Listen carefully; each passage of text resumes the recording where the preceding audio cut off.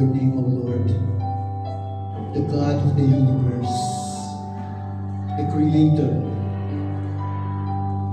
the God who is merciful.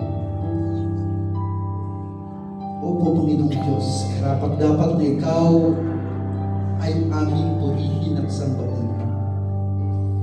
Ang Diyos na nagmamahal ng dakila, ang Diyos na nagkaloob ng kanyang bugtong na anak,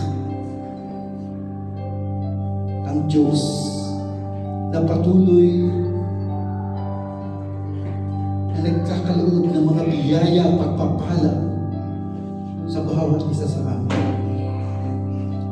Napakabuti mo, Panginoong Diyos. You are so good. And as we reflect this year 2024, naisip po namin, Panginoong Diyos, kung paano ka kumilos sa aming buhay. Nakita namin ang inyong kamay na patuloy na gumagabay sa amin. At inaamin namin, Panginoong Diyos, may mga pagkakataon na hindi kami tapat sa inyo. Na umasa kami sa sarili namin kaalaman, sa sarili namin kalakasan. Pero tapat ka pa rin. Nananatili kang tapat sa lahat ng bahagi ng aming buhay. Sinamahan mo kami. At salamat. Sapagkat ang hangad mo ay para sa aming kabutihan. Ang hangad mo ay patuloy kaming lumago sa aming pananampalataya. You are worthy, Lord. You are worthy of our praise, our adoration. Kaya sa araw na ito, nagkakaisa po kami, Panginoong Diyos, na tinataas ang inyong banal na pangalan. Nagpapasalamat kami sa pagkakataong ito na kami po ay inyong pinagsama. Salamat, Panginoong Diyos, at may pagdiwang namin ang unang pagdating ng aming hari. Hayaan mo, Panginoong Diyos, ng inyong mga salita ay magbigay sa amin ng kaalaman, magbigay sa amin ng kalakasan. Kasi pagtatapos ng taong ito, Ikaw pa rin, Panginoong Diyos, ang siya naming pinagkakatiwalaan. Maraming salamat. Lahat ng ito, Panginoong Diyos, tinataas po namin sa inyo. At ito po ang aming samot dalangin sa pangalan ng iyong anak na si Jesus. Lahat po ay magsabi na Amen, Amen, and Amen. Good morning po sa ating lahat.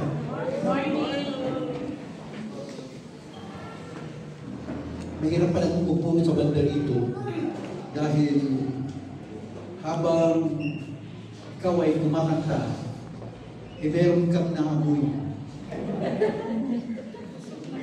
At naalala ko nga yung nabanggit ko nung nakaraan na do not let Christmas distract you from Christ. Huwag nating hayaan na yung mga pagdiriwang, yung mga kasayahan ang maglalayo sa ating focus sa ating Panginoong Yesus. Siya ang dahilan kaya merong Pasko. Siya ang dahilan kaya tayo ay nagdiriwang. So umagang ito, nais ko ituloy yung ating tema. Naalala niyo pa ba yung theme natin mula nung nag-umpisa ang buwan ng December? The Coming of the King. At ngayon, gusto kong ibahagi itong fulfillment. The fulfillment of the coming of the King. Sa unang linggo, narinig natin yung tungkol sa prophecy. Para sa pagdating ng hari. Pangalawang linggo, natutunan natin yung plano. May plano ang Diyos para sa pagdating ng kanyang anak. At sa pangatlong linggo, nandoon yung layunin, the purpose, why the King of Kings is coming to this earth. Mag-review tayo. Okay lang ba? Para mamaya lalabas ito sa Bible quiz. So sa prophecy, nakita natin na sa Genesis chapter 3 verse 15, kung saan ito yung sinasabing proto-evangelium. Ito yung unang gospel na kung saan sinabi ng Diyos pagkatapos nagkasala si Adan at si Eva at sinabi niya mga sumpa, sinabi niya sa Ahas na walang uba na si Satanas, sabi niya may darating na bilihin ng babae. There will be a seed of the woman. At magkaroon ng alitan throughout all generations. Yung kasamaan at saka yung kabutihan ay magkakaroon ng alitan. And yung darating na supling ng babae, he will crush the head of the serpent. Ibig sabihin, sa prophecy, darating ang isang tagapagligtas, isang mananagumpay. At sa Isaiah 7:14 naman, the virgin will bear a son. Virgin, she will conceive and bear a son. Magkakaroon siya ng anak. At katulad nga ng nabanggit kanina, ang pangalan ay Emmanuel. Nang ibig sabihin, God with us. Nasa atin ang Panginoong Diyos. Kaya nga, bilang isang mananampalataya, dapat magalak tayo. Kasi, kasama natin ang Diyos. At sa Isaiah 9, sa verse 6, binanggit ulit na merong ipapanganak na bata. Sa ang supling, for unto us a child is born, at ang tawag sa kanya ay Wonderful, Counselor, Mighty God, Everlasting Father, Prince of Peace. Alam niyo ba, na etong mga propesiyang ito para matupad ay napaka-imposible. Kasi yung Genesis, mahigit 4,000 taon bago maganap ang kapanganakan ng Panginoong Jesucristo, binanggit na yung tungkol sa darating na supling, darating na tagapagligtas. Sa mga propesiya naman ni Isaiah, ito ay mahigit 700 years bago matupad. Kaya nga, the odds are impossible. Parang malabong mangyari ang mga propesiyang ito.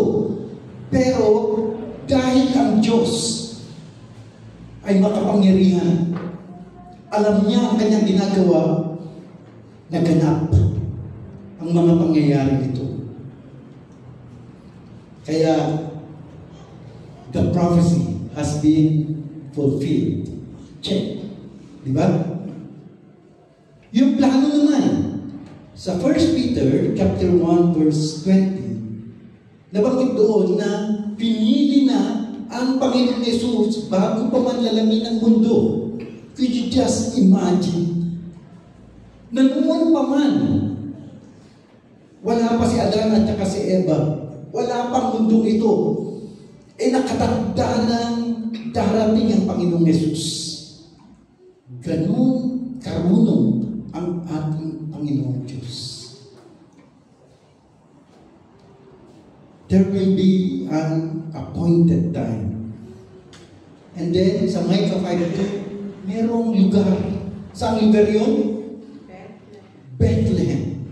The house of bread. Kaya nga ang Panginoong Yesus, He is the bread of life. At sa Galatians 4:4, eto naman yung proper manner. Paano darating ang hari? Siya ay magkakatawang tao. Sabi nga dito sa Galatians chapter 4, in the fullness of time, nung talagang hinug na ang oras, at saka darating ang Panginoong Yesus. Perfect timing. Kasi maraming tatanong, bakit hindi siya dumating ngayon? Bakit hindi sa kapalagunan ni Abraham? Alam ng Diyos ang kanyang ginagawa. Meron siyang plano. At yun ang kanyang tinupad. So, fulfilled ba itong planong ito? Amen. Yes. Check na naman. At yung kanyang layunin, the purpose na narinig natin nung nakaraang linggo sa Matthew chapter 1. Ano ang unang purpose ng Panginoong Yesus sa kanyang pagdating? To redeem us from our sins. Para tubusin tayo sa ating kasalanan. At yan ang talagang pangangailangan natin. Sabi nga nila, kung kailangan talaga natin ang talagang pangangailangan natin ay pagkain, siguro dapat ang dumating ng isang chief cook, isang mahusay sa culinary arts. Kung ang pangangailangan talaga natin ay pera, dapat ang binigay ng Diyos ay isang ekonomista. Kung ang pangangailangan talaga ng mundo ay yung magaling na politician, dapat yun ang kanyang pinadala. O kaya isang general. Pero ang Diyos alam niya na ang pangangailangan talaga natin ay ang magtutubos sa ating kasalanan. At yun ang kanyang binigay sa pamamagitan ng Panginoong Yesus. Sa verse 23, to reveal God the Father to us. Kasi maraming kaisipan, ang Diyos ganito, ang Diyos hindi pa maaaring mamuhay na kasama ang tao. Ang Diyos hindi siya pwedeng magkatabang tao. Pero pinakita ng Diyos ng mga imposible ay kaya niyang gawin para lamang sa ating kaligtasan. At hindi lang yan. Nais niya na manumbalik tayo sa ating relasyon sa ating Panginoong Diyos. Kasi nagkaroon ng paghihiwalay. At ang layunin ng Diyos ay maibalik tayo sa presensya ng ating Diyos. So natupad ba lahat ito? Yes. Check. At kapag ikaw ay bumibili at nakita mo yung check, ano ang sinasabi? Just do it. Di ba? Kailangan gawin mo yan. Naalala ko tuloy nung bumibili kami. Wala namang check ito. Sabi niya, meron. Kaso baliktad. Sabi niya, basta may check. 90 yan. Sabi ko, ibang klase talaga yung mga nagbebenta. Basta makabenta, sasabihin sa iyo ang nais mong marinig. Pero ang Diyos Ginawa niya ang nararapat. Tinupad niya. That's why He is the God of fulfillment. Ang Diyos ng katuparan. Bilang Diyos ng katuparan, karapat-dapat ba natin siyang purihin? Siyempre, hindi tayo karapat-dapat, pero ginawa niya ang nararapat.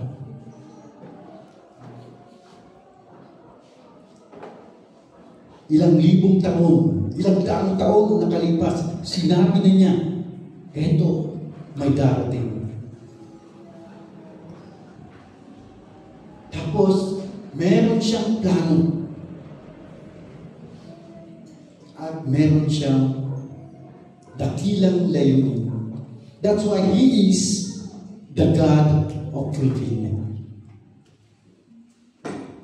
At maging sa ating buhay, God will fulfill His plans and His purposes for us. Maaaring hindi natin nakikita. Maaaring sa mga nangyayari sa buhay natin, sinasabi natin na malabong mangyari yun. Pero tandaan natin, ang kaisipan ng Diyos ay kakaiba. His thoughts are not our thoughts. His ways are not our ways. Kakaiba.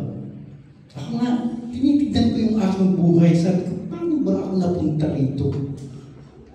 Samantalang, ang nais ko lang naman noon ay magkatrabaho, tapos bibigay ko yung pangangailangan ng aking pamilya. Pero ngayon, sabi ko, eto na ako. Naglilingkod sa inyo, Panginoong Diyos. Ni hindi ko inisip, ni hindi ko pinangarap na mangyayari nito. Pero nangyari. And it is all by the grace of God. Sabi nga sa Philippians, He who started the good work in you. Sino yun? Ang Diyos. Yung inumpasahan niya sa iyong buhay, siya ay tapat para tuparin ito. He will be faithful to fulfill it because He is the God of fulfillment. His word is reliable. Yung kanyang salita ay talagang maasahan. Dahil siya ang Diyos ng katuparan, maasahan natin ang kanyang salita.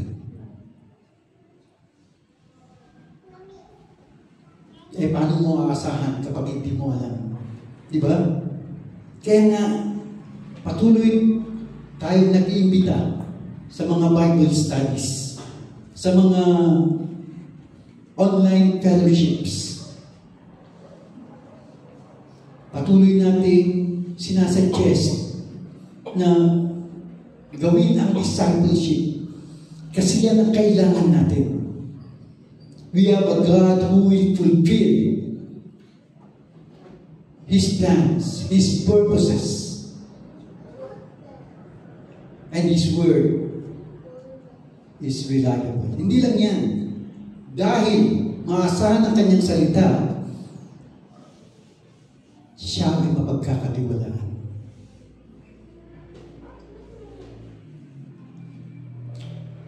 Itong taon na ito is a very challenging year para sa akin. Dumaan ako sa operation, tapos may mga pagkakataon na nakakaramdam ako ng mga sakit. May mga pagkakataon na parang iniisip ko, dapat at the age of 60, kailangan na mag-retire. Di ba? Kaso, ang paglilingkod sa Panginoong Diyos, walang retirement. Ang retirement, kapag ikaw ay nasa piling na ng Diyos. At patuloy kong pinangahawakan yung salita ng Diyos. na kung ano ang naumpisahan niya sa akin, yan ay kanyang tatapusin. At naniniwala ako na maging sa iglesia ito, ang naumpisahan ng Diyos ay kaya niyang tapusin at tuparin. God is unchanging in His nature. He is true to His word. And surely, He will keep His promises. Yung kanyang salita ay talagang panghahawakan natin. Sapagkat kung ano ang kanyang sinabi, kung ano ang kanyang pinangako, yan ay kanyang tutuparin. The first coming of the King, natupad ang propesya. Natupad ang plano. Natupad ang layunin. So, check ba ito? Check. Pero hindi doon natatapos. It's not the end of the story. Kasi merong pagbabalik. Para bang pelikula, di ba? Kapag maganda o kaya box office yung isang pelikula, merong part 2. Merong muling pagbabalik ang hari. There is a second coming. If there is a first coming, there is a second coming. At may mga nagtuturo na itong kanyang muling pagbabalik ay dalawang stage. Sinasabi nila na yung una, He will come for the saints. Yun lang, doon lang siya sa lapaap. Sasalubungin niya ang mga mananampalataya. Una, yung mga namayapa na. Pangalawa, yung mga buhay pa. At sa isang mata, mababago ang kanilang mga katawan. They will have glorified bodies. Alam yung nagtuturo kami sa Benguet Provincial Jail. At ako ay namamangha. Kasi yung kanilang mga katanungan ay mga ganito. Ano mangyayari sa muling pagbabalik ni Jesucristo? Nakaka-challenge ba? Paano mo sinasabi na ang Diyos ay iisa samantalang 3 persona? Sabi ko nga parang Bible school na ito. Sabi ko, na-challenge ako sa mga tanong nila. And hopefully, nasasagot ko ng tama yung kanilang mga katanungan kasi makikita mo ang kagutungan sa kanilang mga mata na lahat sila nakatingin sa inyo. Isipin nyo, dapat ang estudyante ng bawat nagtuturo dapat ay abot lang ng mga 12 students. Pero ang nangyari, dahil dadalawa kami ni Ana, ang nangyari, mahigit 20 na yung nasa akin. Tapos sa kanya, mahigit din 12. Pero nagpapasalamat kami sa pribilehyo na binigay sa amin. We continue to serve the Lord through the prison fellowship. Kahit naman mga pagsubok, pinapractice pa nga kami. Kaya nga binibiro ko si Ana. Kasi ako kumuha ng result. Sabi ko sa kanya, ikaw negative, ako positive. Kaya ikaw na lang magtuturo. Hindi siya maniwala. Pero ang sinasabing positive is patuloy akong magsisilbi. May mga pagkakataon na pupunta kami sa city jail at saka sa provincial jail, naiika-ika ako. Parang nahihiya nga ako Ganun-ganun ako. Pero di ko pinapahalata na may mga nararamdaman akong sakit. But still, God is faithful. siya ang Diyos ng katuparan. At sa kanyang muling pagbabalik, there is a promise. Meron siyang pangako. Sa John 14, verses 2 to 3, pagkatapos niyang sinabi na huwag kayong maglumihanan. Do not let your hearts be troubled. Binanggit niya, in my Father's house are many mansions.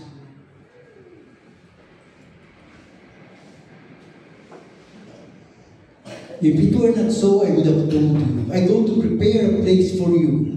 And if I go and prepare a place for you, I will come again and receive you to myself, that where I am, there you may be also.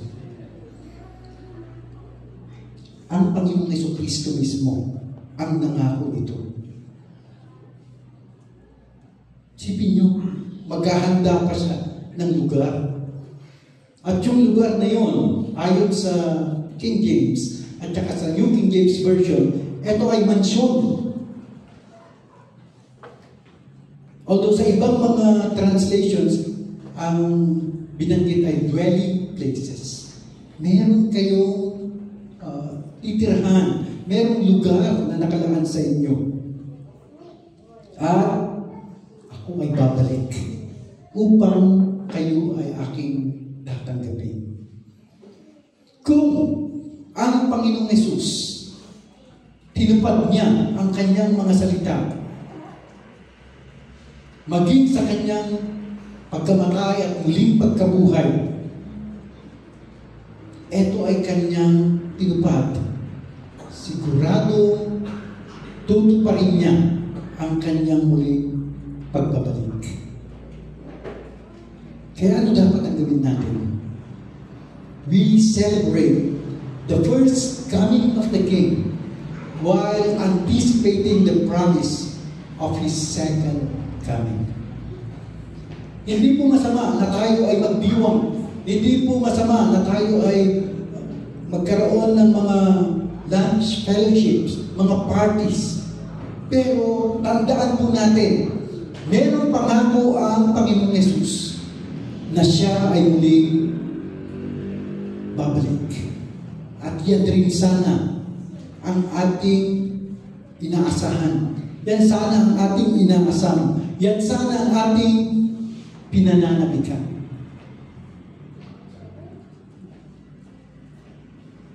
Inaasahan niyo ba ang muling pagbabalik ng Panginoon? Amen. Kung inaasahan niyo ang kanyang muling pagbabalik, then ito ang gagawin natin.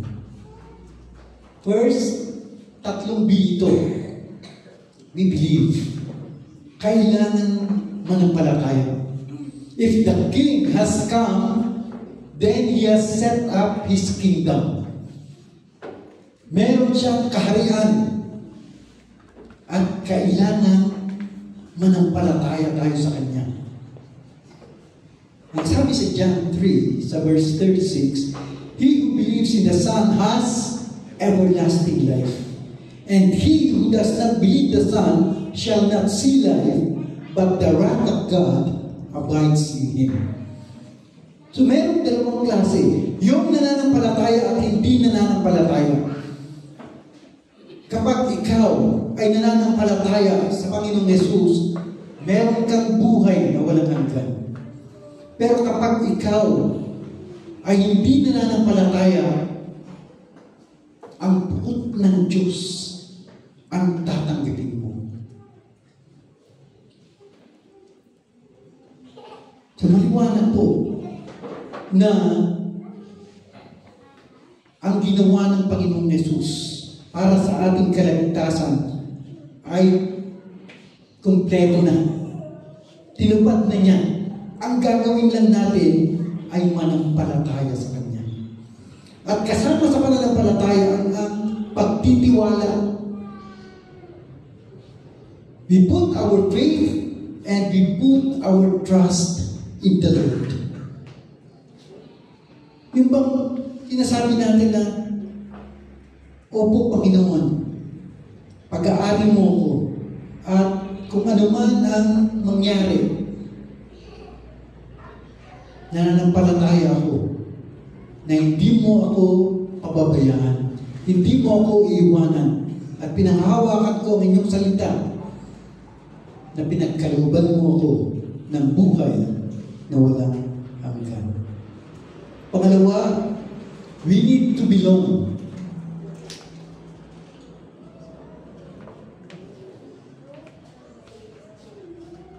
Ang sabi sa atin ng John 1, sa verses 12 to 13, "But as many as received Him, to them He gave the right to become children of God, to those who believe in His name, who were born not of blood, nor of the will of the flesh, nor of the will of man, but of God." Ang Diyos, niligtas niya tayo at nilagay niya tayo sa ating tahanan, sa iglesia, the local church, upang sa ganoon dito tayo lumago. Habang lumalago tayo, dito rin tayo magsisilbi. Dito manidevelop yung ating mga spiritual gifts. Kaya nga, we need to belong. Kung ikaw ay nananampalataya, dapat ikaw ay kasama sa local church upang sa ganun, ito ang magiging pamilya mo at kasama mo sila sa paglago. Sabi natin, meron tayong mga physical or biological brothers and sisters. Tama? Yes. Pero tayo, bilang mga anak ng Diyos, we are blood brothers and sisters. Kasi, kinakailangan mabubo o kinakailangan dumanak ang dugo ng Panginoong Jesucristo para sa bawat isa sa atin, para tayo ay mapasama sa Kanyang pamilya. At ang pangatlo ay kailangan believe. Yung una, believe. Kailangan nandun ang ating pananampalataya. Pangalawa, nandun yung kasama tayo sa pamilya ng Diyos. At ang pangatlo, bilang kasapi sa kaharian ng Panginoon, bilang kasama sa Kanyang pamilya, kailangan sumusunod tayo sa Kanyang kalooban. Kailangan mayroong pagbabago sa ating buhay. Ang sabi sa Ephesians chapter 5, verses 8 to 10, "For you were once darkness." Dati, kayo ay nasa kadiliman. But now, you are light in the Lord. Ano daw ang dapat natin gawin? Walk as children of light. Kapag binabanggit sa Biblia yung walk, ito yung ating pamumuhay. Ito yung ating lifestyle. Kaya, pwede natin i-translate ito na live as children of light. For the fruit of the Spirit is in all goodness, righteousness, and truth. Sa Galatians 5, sa verses 22 to 23, binabanggit po doon ang prutas ng banal na Espiritu na ito sana makikita sa ating buhay bilang mananampalataya. Love, joy, peace, patience, kindness, goodness, faithfulness, gentleness, and self-control. At sa verse 10, finding out what is acceptable to the Lord. Tinatanong natin, ito ba ay magiging kalugod-lugod sa ating Panginoon Diyos? Sa mga ginagawa natin, sa mga pinaplano natin. Ito ba ay naayon sa buhay ng isang mananampalataya? So, mahalaga po yun. Meron akong nakita sa social media na nais ko i-share sa inyo. Ito po. Some families don't need to exchange gifts for Christmas. May mga pamilya daw na hindi na kailangan mag-exchange gifts. Ibig sabihin, yung mga physical or material gifts, what do they need to do? They need to exchange, apologies. Humingi ng tawad. Settle all disputes. Yung bang ilang taon na, ilang henerasyon na alitan, hindi pa rin naayos. Bakit? Kasi may pride. Bahala siya sa buhay niya. Make peace. Forgive. And seek healing. And that would be a truly blessed Christmas. Check ba yan sa inyo? Meron ba kayong mga kapamilya na ibang hindi nyo kinakausap? Masama ang loob nyo.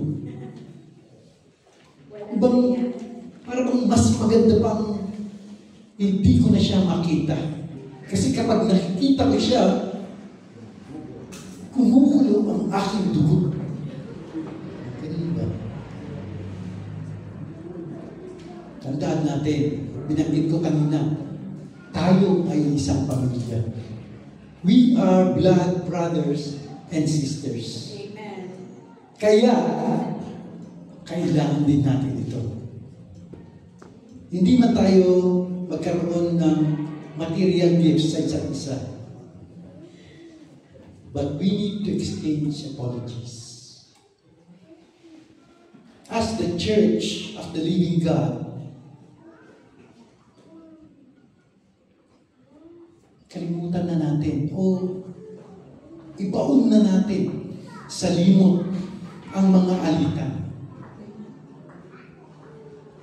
Meron ba mga church members na hindi nagkikita ng mata sa mata? Kaya nga, sinuggest ko, ibalik natin yung greetings. Di ba? Kasi matagal na tayong hindi nagkakaroon ng greetings. But we need to settle all disputes. Yung totoo, yung galing talaga sa puso, nasabihin natin na, okay, bilang magkapatid sa pananampalataya, I release forgiveness. Let us make peace and let us seek healing. Upang sa ganon, itong Paskong ito ay hindi lang katulad ng mga nakarang Pasko, kundi itong Paskong ito ay talagang magiging makabuluhan sa bawat isa sa atin. Okay ba yun? Isa, dalawa, tatlo. Siguro may 5 na nag-amen. Okay ba yun? Let us seek apologies. Settle all disputes. Make peace. Let there be forgiveness in our hearts. And let there be healing. Sipin mo, iisang church tayo. Iisang pamilya tayo. Tapos hindi pa tayo nag-uusap.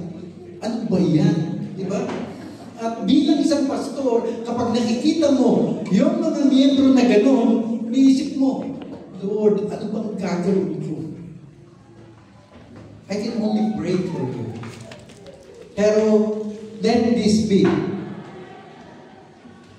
a message for all of us na magkaroon talaga ng genuine reconciliation. So, as we celebrate the first coming of our Lord Jesus Christ, and as we anticipate His soon and coming return, Hindi natin alam kung kailan.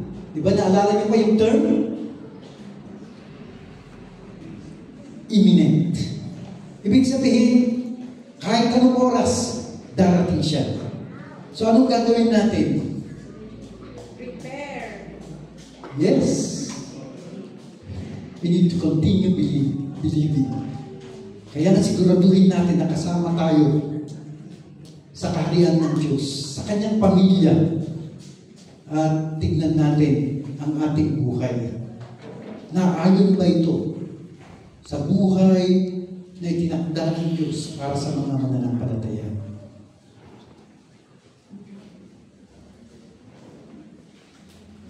Believe, belong, and behave. At pinihiling ko na tayo po ay tumayo and let us worship the Lord sa pamamagitan po ng kantang ito.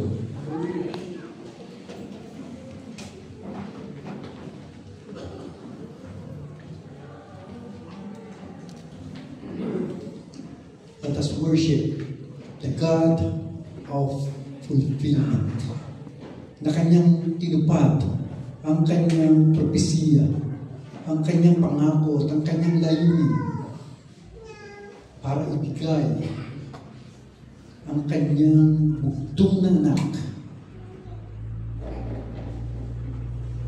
magkatawang tao, upang tayo ay iligtas sa ating mga kasalanan, upang ipakilala sa atin ang Panginoong Diyos, at upang ibalik ang ating relasyon sa ating Diyos Ama. Noong December 13, ay nagpa-graduate po sa Baguio City Jail, female ito, ng 21 graduates. Tatapos po sila ng The Prisoner's Journey. At may isang nag-testify. Siya po ay isang Muslim. At sabi niya, ako po ay isang Muslim. Pero dito ko nakilala kung sino talaga ang Panginoong Hesus. Dito ko nakita na si Jesus ay kakaiba pala. Na siya ay anak ng Diyos. At siya ay pumunta dito sa mundong ito para tayo ay iligtas sa ating mga kasalanan. Parang basic lang, di ba? Pero kapag galing yun sa isang hindi mananampalataya, makita mo ang pagkilos ng banal na Espiritu. That indeed, God is working in the lives and hearts of people. Ang Diyos ay Diyos ng katuparan. Sambahin po natin siya.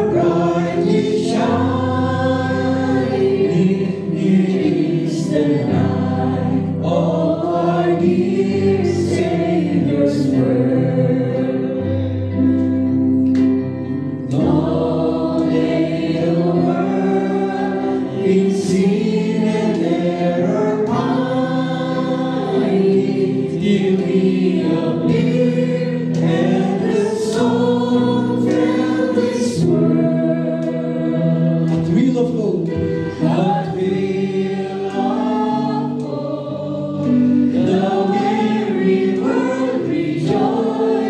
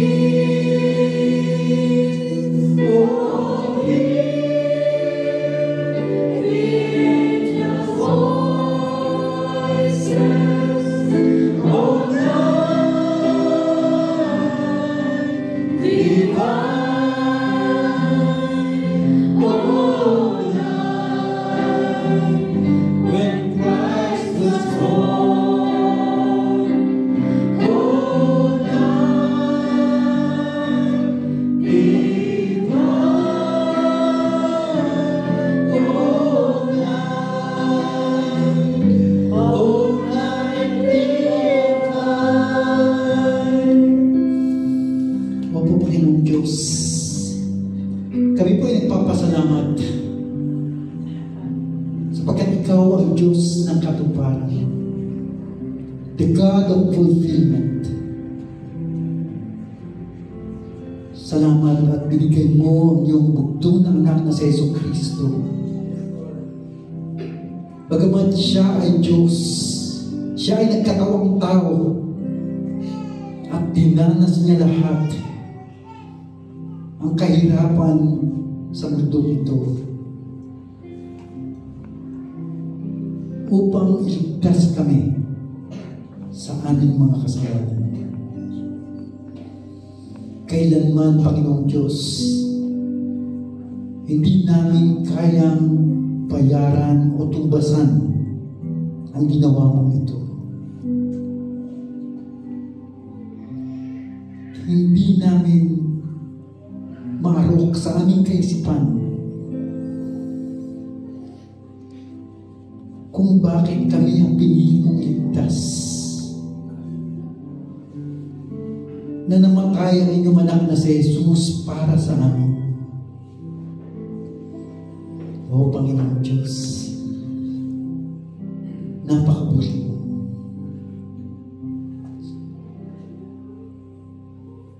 Salamat sa inyong biyaya. Salamat, Panginoong Diyos, na sa pagdating ng Panginoong Jesus, nandiyan ang pag-asa, nandiyan ang kaligtasan, nandiyan ang kapayapaan at kagalakan. Kaya hayaan mo na patuloy ka naming purihin at sambahin, at patuloy kami na mamuhay ayon sa inyong kalooban. Lord, we pray na marami pa ang manampalataya sa inyo. Marami pa, Panginoong Diyos, ang mapasama sa inyong pamilya at sa inyong kaharian. At lahat kami, Panginoon, ay mamuhay ayon sa inyong kalooban. Maraming salamat po. Lahat ng ito, pinapanalangin po namin sa pangalan ng iyong anak na si Jesus na aming Panginoon. Lahat po ay magsabi ng Amen. Amen.